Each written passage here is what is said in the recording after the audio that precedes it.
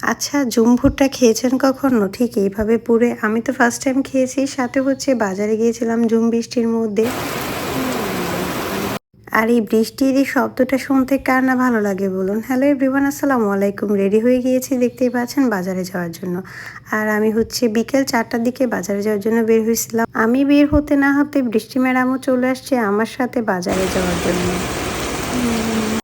বৃষ্টি ম্যাডাম তো আসছে আর যাওয়ার নামই নেই। কী করব, অনেকক্ষণ ওয়েট করছি বৃষ্টি একটু কমে কিনা দেখার জন্য, বাট কমার কোনো নামগন্ধ যখন নেই তখন হচ্ছে ছাতা নিয়ে বের হয়ে গেছি। কী পরিমাণে বৃষ্টি দিচ্ছে দেখতেই পাচ্ছেন।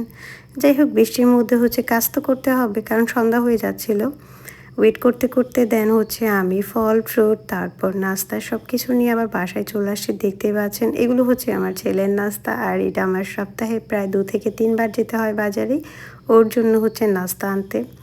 শুধু ওর জন্য বললে ভুল হবে, এখানে এগুলো তো হচ্ছে আমরা সবাই মিলেই খাই, হয়তো বা ওর নাম দিয়ে আনা হয় এটা আর কি।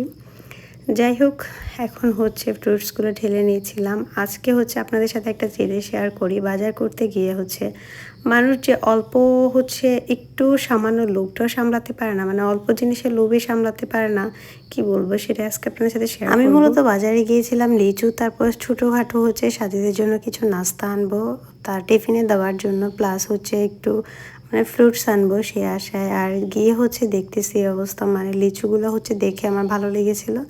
দেন আমি এখান থেকে 50টার এক থোড়া লিচু নিয়েছিলাম টেস্ট করার জন্য, কারণ এর আগে এনেছিলাম ওগুলো আহামরি মিষ্টি ছিল না। তো আমি হচ্ছে কয়েকটা টেস্ট করছি, তেমন একটা মিষ্টি না আবার এত খারাপও না, মিষ্টি ছিল।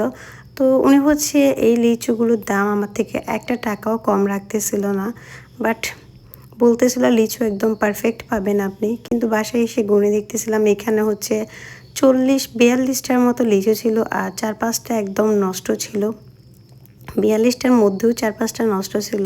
তারা নাকি এখানে 50টা লিচু দিয়েছে। আসলে লিচুর দাম কিন্তু 50টারই নিয়েছিল। আচ্ছা, 1 মিনিট আগে হচ্ছে এই কথাটা বলি। এই লিচিগুলো আপনারা খেয়েছেন? প্লাস্টিকের হচ্ছে কৌটায় থাকে যে ৳1 ৳2 করে লিচুগুলা সেল করতো। যখন আমরা ছোট ছিলাম বা স্কুলে ছিলাম, প্রাইমারি স্কুলে, তখন এই লিচিগুলো কিন্তু বেশ মজা লাগতো আমার কাছে ছোটোবেলায়।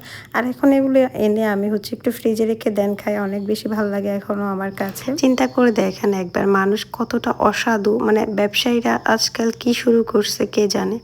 যাই হোক, এগুলো হচ্ছে জুম ভুট্টা, যে প্রথমে আমি যে কথাটা বলেছিলাম আপনাদেরকে, এই জুম ভুট্টাগুলো হচ্ছে আমি আমার হাজব্যান্ডের জন্য পাঠানোর জন্য কিনেছিলাম উপজাতিদের কাছ থেকে। ওইখান থেকে 2-3টা হচ্ছে আমি রেখে দিয়েছিলাম। আর রেখে দিয়েছি বলে ভুল হবে, এগুলো প্রায় নষ্ট ছিল যার কারণে রেখেছিলাম। আর এখানে হচ্ছে এগুলোই আমি একটু পুড়ে নিচ্ছি আগুনে, দেখতে পাচ্ছেন। এটার হচ্ছে চামড়াটা ছিলে দেন এখানে একটা ম্যাজিক মশলা দিয়েছিলাম, তারপর সরিষার তেল দিয়ে খুব ভালো করে মেখে একদম বারবিকিউ করে নিয়েছি, দেখতেই পাচ্ছেন। এটা কিন্তু টেস্টটা খুবই ভালো ছিল। কারা কারা হচ্ছে এই উপজাতিদের জুম ভুট্টাগুলো খেয়েছেন অবশ্যই কমেন্ট করে জানাবেন। আজকের মতো বিদায়, আল্লাহ।